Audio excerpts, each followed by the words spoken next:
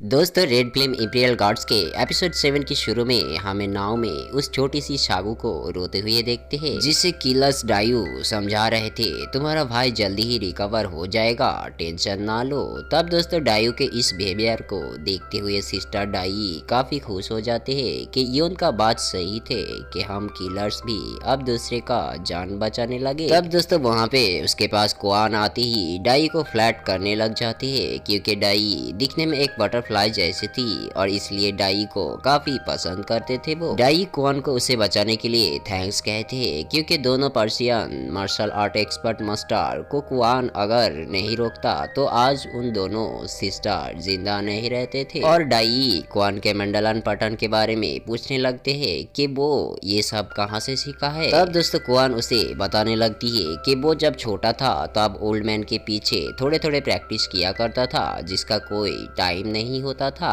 और इसलिए वो आज इस ट्रिक को यूज कर पा रहे हैं। डाई तब क्वान को एक प्रॉमिस करते हैं कि उन लोगों का डेस्टिनेशन तो घोस्ट फायर शिप है, तो उन सबको अब साथ में ही काम करने होंगे। जिसे सुनते ही क्वान कहती है कि मुझे तो लगता है कि घोस्ट फायर नाव में कोई ट्रेजर छुपा हुआ नहीं है। दोस्तों डाई श्योर थे कि घोस्ट फायर बोट में खजाना छुपा हुआ है, नहीं तो क्यों इतना लोग उस घोस्ट फायर बोट का पीछा क्यों करते जा रहे हैं। दोस्तों सीन चेंज होते ही हम देखते हैं कि छोटी सी शागू की ब्रदर जियायू का होश आते ही सब लोग उसके पास जाने लगते हैं। यून डायू को उसके पास जाने नहीं देती है, क्योंकि दोस्त वो लड़कियां किलर्स थे, कभी भी कुछ भी कर सकते थे। तब क्वान उसे समझाने लगते हैं कि उन दोनों भी अभी हमारे साथ बोट में हैं, अब हम जिएंगे भी साथ में और मरेंगे भी साथ में। जिसे सुन के यून क्वान को कहती है तुम उन दोनों को पसंद करते होंगे, मैं नहीं, क्योंकि मैं नहीं चाहती हूँ कि बोट में किसी तरह के दोबारा कोई मुसीबत हम पर आए।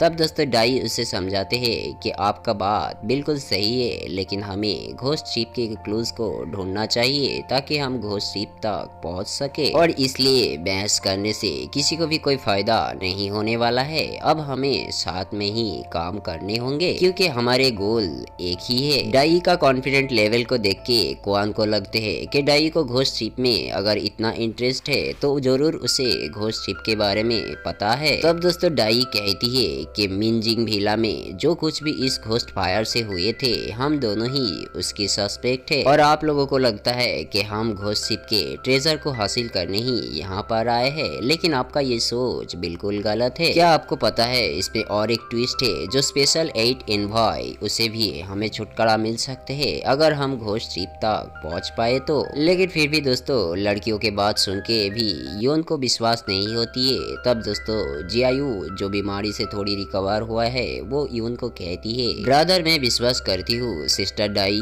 और सिस्टर डायू दोनों अच्छे लड़की है। तब दोस्तों जियायू घोस्ट शिप के बारे में सबको बताने लगते हैं कि 2 शर्ट वाले ब्रदर्स गांव से इस केस को इन्वेस्टिगेट करने गए थे समुंदर में, मैं और मेरी बहन खाना डिलीवरी करने गए थे। तब दोस्तों क्वान उससे कहती है वो अच्छा तो तुम दोनों फिशिंग विलेज के वही 2 अनाथ हो जो खाना लेके गए थे। तब दोस्तों छोटी सी लड़की शागू कहती है तब उस 2 शर्ट वाले ब्रदर्स के ऊपर कुछ बैड गाइज अटैक कर देते हैं, जिसे देख के ही मैं और मेरा ब्रदर काफी डर गए थे। तब घोस्ट फायर बोट को हमने सामने से देखा, जिसे देखते ही हम बेहोश हो गए थे, और होश आते ही हमने देखा नाव के कुछ पार्ट्स समुंदर में तैर रहे होती है, जिसे कुछ भी नहीं बचा था। दोस्तों यून को शागू और जियायू के बात सुनते ही उसे पता चल जाते हैं कि डार्क घोस्ट पीपल्स को घोस्ट फायर से ही कोई मार रहे हैं। दोस्तों दोनों छोटी सी बच्चे से पता चल जाते हैं कि डार्क घोस्ट शिप कहाँ है, और वो लोग उसी दिशा की ओर जाने लग जाते हैं। दोस्तों इसके बाद हमें मिंजाई भीला के गवर्नर को देखते हैं। एक आदमी गवर्नर को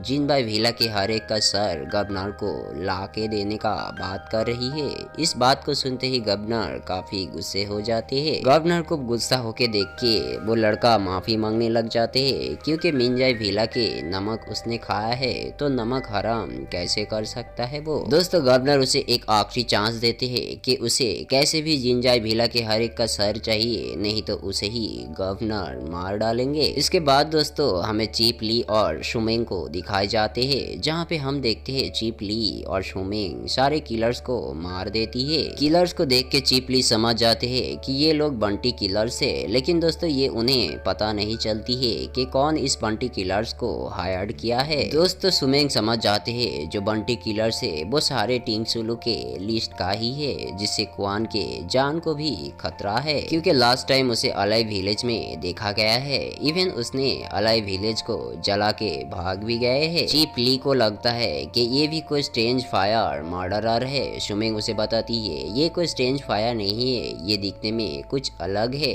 और इसे खुद करके घोस्ट फायर के सर पे टाल दिया गया है, जिसे सुन के चीप ली कहते हैं कि क्या एग्जीक्यूट किया है। दोस्तों इसके बाद हमें बोट को दिखाई जाती है, जहाँ पे क्वान मास्टर यून को सच बताती है कि वो मेरे छोटे भाई थे जो मेरे साथ खेलता था, वो समंदर पर लाइन ड्यूटी का काम करता था। यून सुनते ही कंफ्यूज हो जाते हैं और वो उसे कहती है तो तुम जिन बाई विला कैसे पहुँचे। वन तब कहती है कि मैं एक अनाथ लड़का था और मैं जिन बाई विला में ही बड़े हुआ था, इसलिए गवर्नर और चीफ ली मुझे इस घोस्ट शिप के फायर के मिस्ट्री को सॉल्व करने का काम सौंपा है। दोस्तों जिनबाई ऑफिस एक ऐसा जगह है जहाँ पे हर एक चीज को कॉन्फिडेंशियली रखा जाता है। यहाँ के वेसल किंग भी एक स्मगलर था, लेकिन रोटी के लिए कपड़े के लिए तब हर एक पब्लिक काम करते रहता था। इवन उन सबको ये भी पता नहीं था कि वो लोग अच्छे काम कर रहे हैं या बुरा, उन सबको तो सिर्फ रोटी और कपड़े में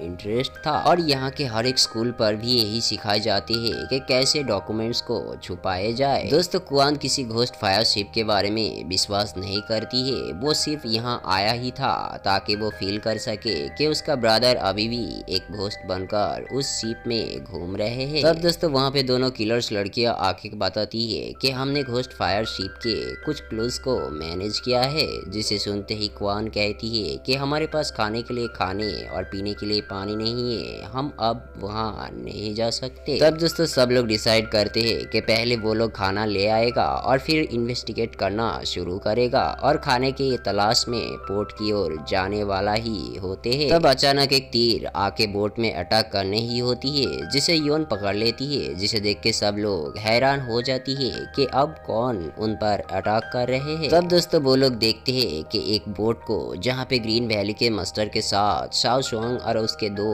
भाई उस बोट पर मौजूद थे। यून सबको कहती है कि ये फाइट करने का टाइम नहीं है, क्योंकि दोस्तों समुंदर में कोहरा कुछ ज्यादा ही था, क्लियरली कुछ भी देख नहीं रहा था, इसलिए वो लोग बोट को घुमाने का बातें कर रहे थे ताकि अटैक से बच सके। अचानक अनगिनत तीर आते हुए देख के जियायू और शागू भी काफी ज्यादा डर जाते हैं। दोस्तों कोहरा ज्यादा होने से योन का मैजिक भी काम नहीं करती है। ग्रीन वैली के मास्टर का उन लोगों का साथ देने का एक वजह थी, वो योन को मारने के लिए ही उन सब का साथ दिया था। वो लोग उस बोट के सबको चूहे बिल्ली के तरह मारना चाहता था, क्योंकि यही उन लोगों का टारगेट था। क्वान यून और उसके साथी को मार पाए ताकि उनका बॉस का सपना भी पूरा हो और ट्रेजर भी आसानी से मिल जाए। समंदर में ज्यादा कोहरा होने से उन लोगों को भी अटैक करने काफी मुश्किलें हो रहा होती है। तब दोस्तों यून को एक स्मेल मिलते ही क्वान के बॉडी को चेक करके एक ग्रीन मस्कीटोस के फ्रैगनेंट को निकाल लेती है, जिसकी स्मेल से यून को पता चल जाता है कि यांगचोंग वैली के मास्टर उनका पीछा कर रहे हैं। लेकिन दोस्तों यून को ये नहीं पता लगा था कि आखिर यांगचोंग वैली के मास्टर उनका पीछा क्यों कर रहे हैं। और दोस्तों किलर से बचने वो लोग अपनी बोट को पूरी घुमा लेती है, जिसे देखते हुए यांगचोंग वैली के मास्टर समझ जाते हैं कि वो लोग को ग्रीन मस्कीटोस के बारे में पता चल गए हैं, इसलिए बोट को घुमा लिया है। तब शाओ शुआंग उसे कहती है कि मास्टर अब फिक्र मत करो, हम उसे नहीं छोड़ेंगे, और दोबारा अटैक करने लग जाते हैं। दोस्तों रेड फ्लेम इंपीरियल गार्ड्स के एपिसोड 6 की एक्सप्लेन यहीं पे द एंड हो जाते हैं। और जिसने भी चैनल को अब तक सब्सक्राइब नहीं किया, प्लीज चैनल को सब्सक्राइब करके बेल नोटिफिकेशन को ऑल पे ऑन कर देना, ताकि नए नए सीरीज का नोटिफिकेशन आपको मिलते रहे।